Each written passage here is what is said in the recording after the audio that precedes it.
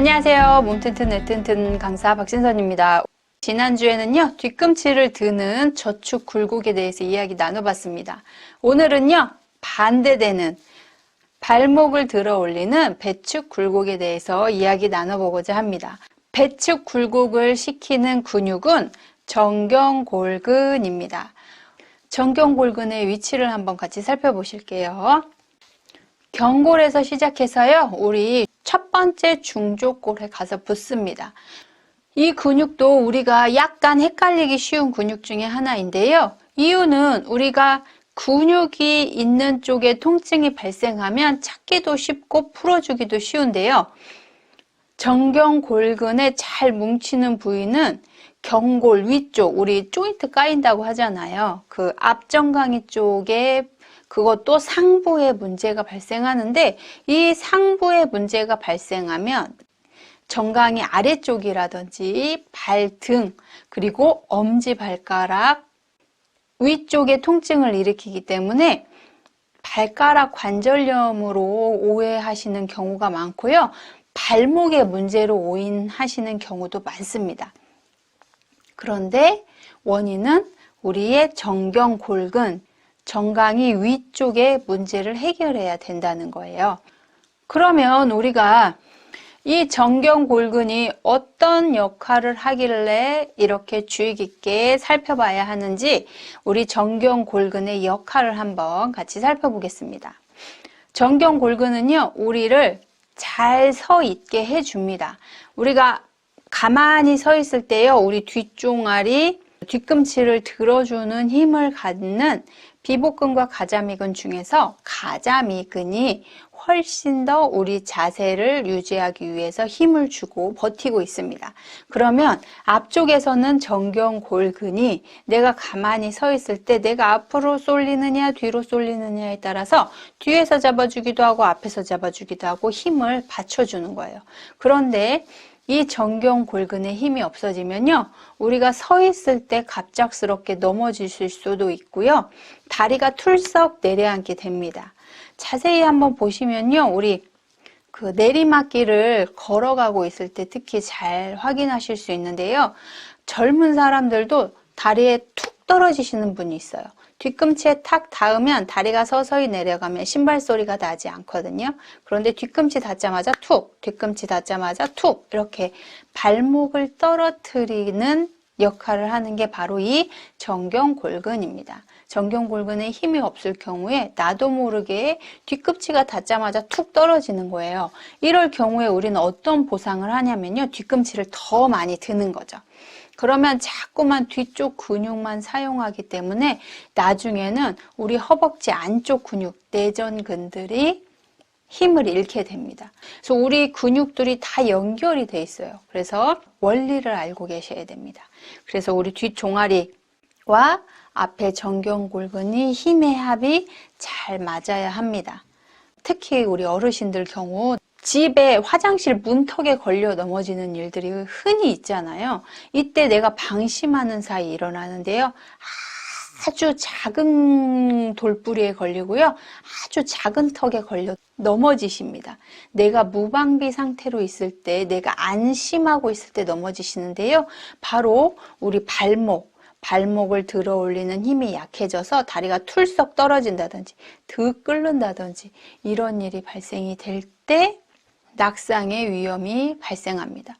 나는 내가 그런지 잘 모르겠다 하시는 분들이 있으실 거예요. 그러면 어떤 걸 확인해 보셔야 되냐면요, 나도 모르게 신발 코를 끌어본 적 있다. 내가 신발이 다 멀쩡한데 앞코가 한 번씩 끌려서 예쁜 구두에 상처가 난다, 이러신 분들은요, 지금 정경골근이 약해져 있으신 겁니다. 또 우리 정경골근은요, 우리가 쪼그려 앉았을 때 강한 힘을 분출합니다. 우리 쪼그려 앉으면 뒤로 벌렁 넘어지시는 분들이 있어요. 이런 분들도 그 발목 앞쪽에 있는 정경골근과 뒤에 있는 가자미근 사이에 균형이 맞지 않을 경우가 많습니다. 그리고 특히 우리 정경골근을 확인해 주셔야 되겠죠. 이 정경골근이 일상생활에서 절대 약해지거나 뭉침이 발생해서는 안 될 근육이라는 느낌이 확 오셨을 거예요. 다시 한번 정리하겠습니다. 나의 정경골근이 약해져 있는지 확인하시는 방법. 나는 신발코를 드륵 하고 끌어본 적이 있다. 그리고 나는 쪼그려 앉았다가 뒤로 벌렁 넘어져 본 적이 있다. 그리고 비탈길을 내려올 때 나도 뒤꿈치를 타면 툭툭 하고 발소리를 내면서 걸어오게 된다. 혹은 비탈진 곳을 걸어가기가 약간 어려우시다면 이 정경골근의 약화를 의심하셔야 됩니다. 그럼 나는 지금 어느 정도 근력을 가지고 있는지 확인해 보셔야 되겠죠. 네, 나의 근력 상태 확인해 보고 가도록 하겠습니다. 발목과 발가락을 들어 올리긴 어렵지만 수축이 있다면 1단계입니다. 발목, 엄지발가락과 발목을 들어 올릴 수 있는 단계에서 3단계에 미치지 못하지만 그 어디 중간에 있다면 2단계입니다. 검사대에 앉아서 발목을 들어 올렸을 때 15에서 25도 정도 엄지발가락을 들어 올릴 수 있다면 3단계입니다. 자, 이번에는 반대로 저항을 주어서 저항을 이기고 올릴 수 있다면 4, 5단계가 됩니다. 자, 내측에서 저항을 주시고 발목을 올리려고 하시고 반대 방향으로 힘을 주세요.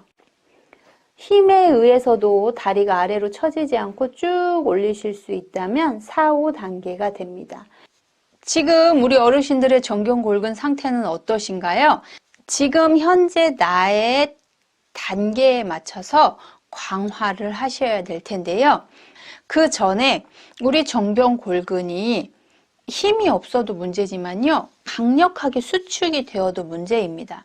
정경골근이 너무 꽉 뭉쳐 계시는 경우에 우리 엄지발가락이 통증을 일으킨다고 말씀드렸잖아요. 엄지발가락에 통증이 있어서 무지외반증 통증으로 오해하시는 경우가 있는데요. 엄지발가락 위쪽에 통증이 강하시다면 이 정경골근을 확인해 주셔야 된다고 말씀드렸습니다. 또 전경골근의 지나친 비대 현상은요. 이게 너무나 꽉 뭉쳐 있어서 혈액순환이 되지 않고 있다는 증거이거든요.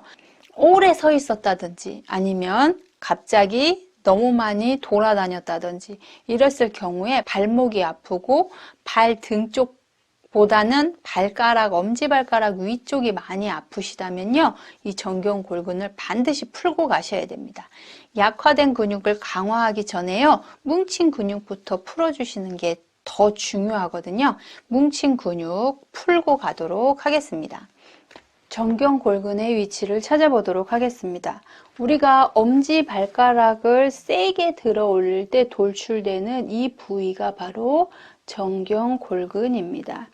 이 정도의 위치가 있고요. 이 아래쪽은 건으로 연결되어 있습니다. 그런데 우리가 여기가 문제가 발생했을 경우 통증 부위는 이 아래쪽, 이 발목을 위주로 한 이쪽, 그리고 엄지발가락 위쪽이 아프거든요. 여기에 통증이 많이 오고 이쪽이 같이 불편하다면 이 정경골근을 확인해 주셔야 돼요. 엄지발가락을 쪽을 들어 올려서 세게 들어 올리면 뚱뚱해지는 요 근육이라고 생각하시고요. 이 근육에서도 보통 통증이 있는 부위는 이 위쪽입니다.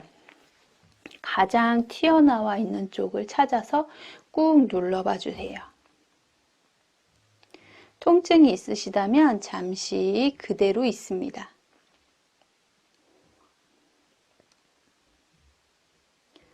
통증이 감소하신다면 아래로 스르륵 밀어주세요. 다시 한 번 더. 우리 여기 정강이 뼈 바로 옆에 있다고 생각하시면 돼요. 발에 힘을 주고 올리시면 이 옆에 있던 근육이 정강이 뼈를 덮으면서 이렇게 올라오거든요. 그래서 그 위에다 생각하시고 꾹 눌러서 스르륵 내려주세요. 우리 발목을 감싸고 있는 근육들이요, 서로 상호 보완을 하고 있는데요. 정경골근, 그리고 옆쪽에 있는 장단 비골근, 그리고 뒤쪽에 있는 비복근과 가자미근, 그리고 그 안쪽에 들어있는 후경골근, 그 다음에 발가락 굴곡근들이 다 연결이 되어 있어요. 어느 한 부분이라도 문제가 발생하면 균열이 발생합니다. 그래서 우리 발목은요, 힘이 세고 안 세고 보다는 균형이 맞는지 안 맞는지가 훨씬 더 중요합니다. 다시 한번 강조를 드립니다. 우리 발목을 이루는 정경골근, 장단 비골근, 비복근과 가자미근, 후경골근, 그 다음에 발가락 굴곡근들까지 다 연결이 되어서 어느 것 하나 불필요한 것이 없다. 꼭 기억해 주시고요. 정경골근이 과도하게 꽉 뭉쳐 있거나 지나치게 튀어나와 계신 분들이 있다면요, 아픈 부분이 있는지 확인하시고 통증이 적당히 풀어지셨다면 위에서 아래로 쓸어주시는 것만으로도 이완을 시키실 수 있기 때문에 반복하여 쓸어주시기 바랍니다. 자, 여기서 우리 장모지 신근을 같이 알아보고 가고자 합니다.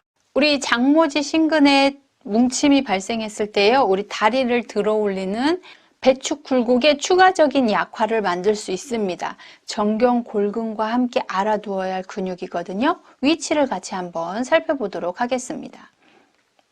우리 장모지 신근은요, 비골 3분의 2 아래쪽에서 엄지발가락 말절골 끝에까지 붙어 있는 근육입니다. 그래서 엄지발가락을 들어 올리는 역할을 하는데요.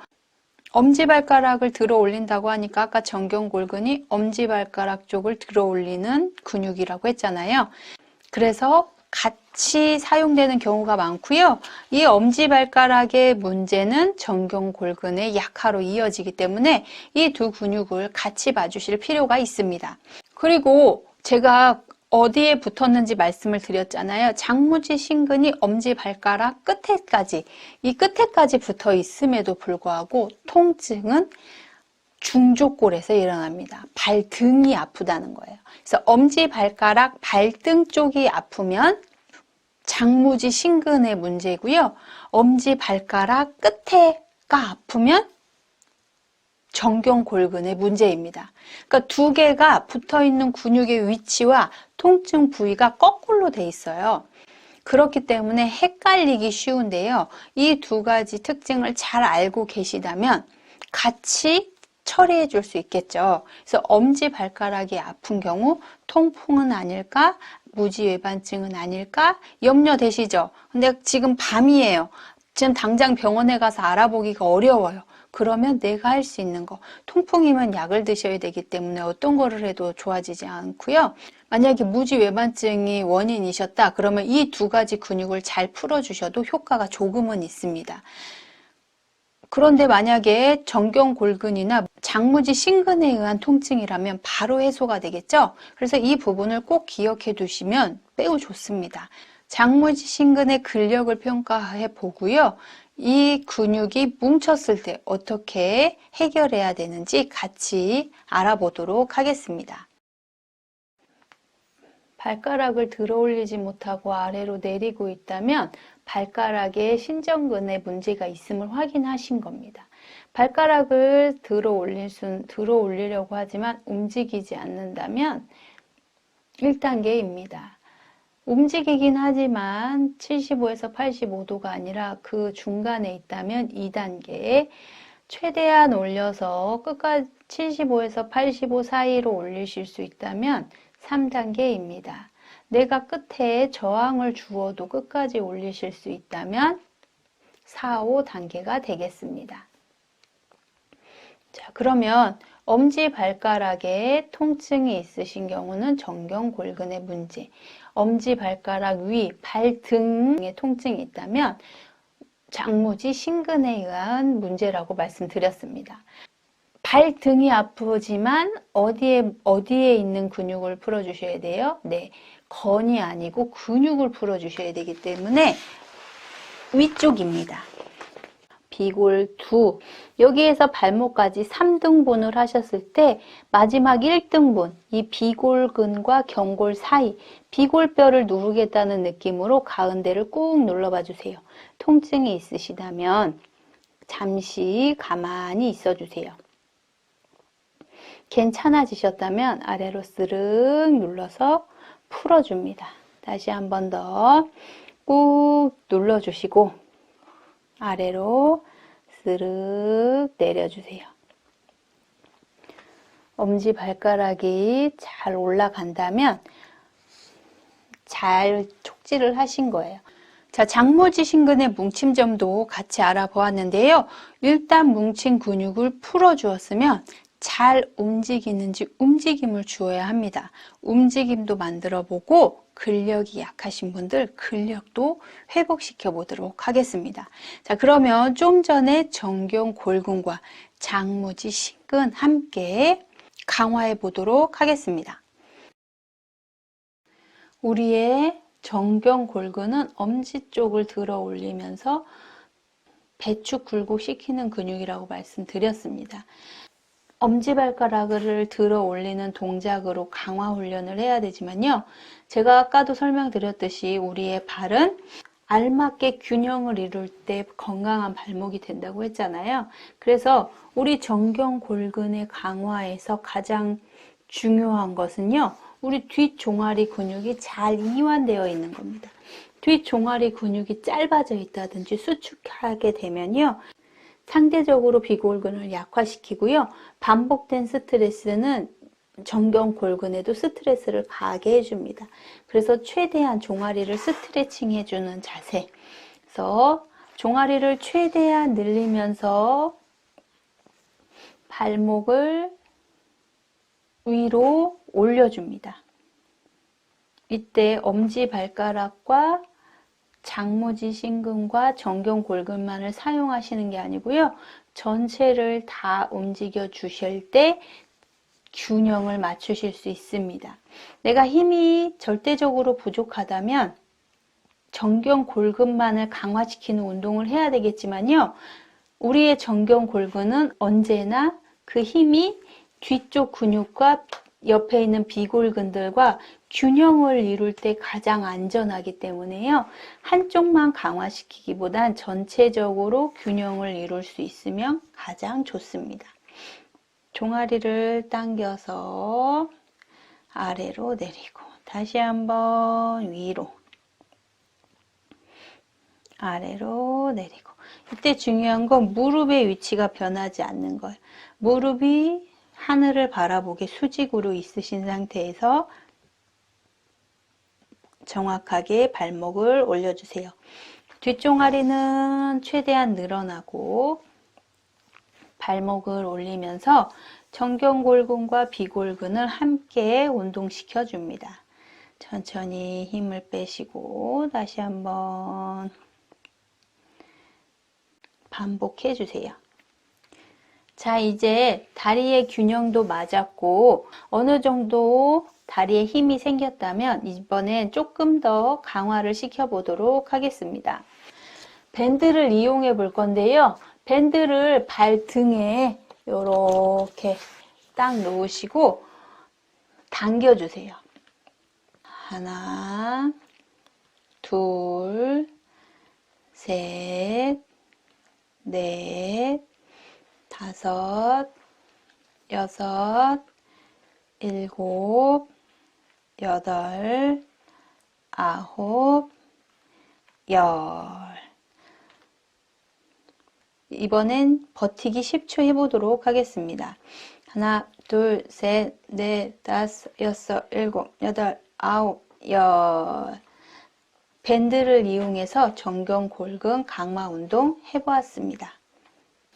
잘 보셨나요? 제가 발가락 통증 때문에 장무지 신근을 같이 언급해 드렸고요. 같이 움직이는 경향성 때문에 말씀을 드렸지만 정경골근은 발목 전체를 움직이는데 더 많은 활동이 들고요. 장무지 신근은 발가락을 들어 올리는 근육이라는 거 한 번 더 강조해 드립니다. 여기서 깜짝 퀴즈! 깜짝 퀴즈 시간입니다.